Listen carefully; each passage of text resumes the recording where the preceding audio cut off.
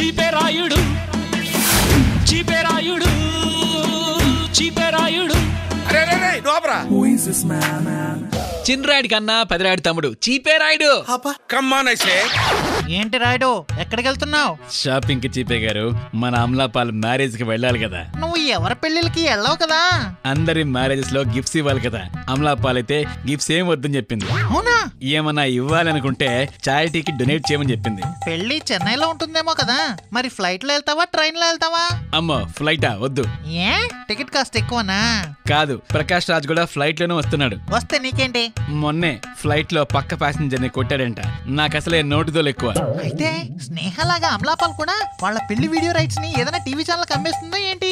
ఏమో మరి. అరే టీవీ ఛానల్ గుర్తొచ్చింది, మన రాఘవేంద్రరావు గారు టీవీ షో చేస్తున్నారంట. చేస్తున్నారా చూస్తున్నారా?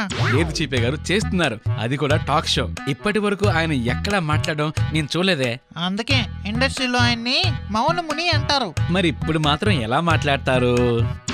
ఏముంది, ఆయన లిప్ మూమెంట్ ఇస్తుంటే వెనకాల డబ్బింగ్ చెప్తారేమో. చిన్నరాయుడు కన్నా పెదరాయుడు తమ్ముడు చీపేరాయుడు.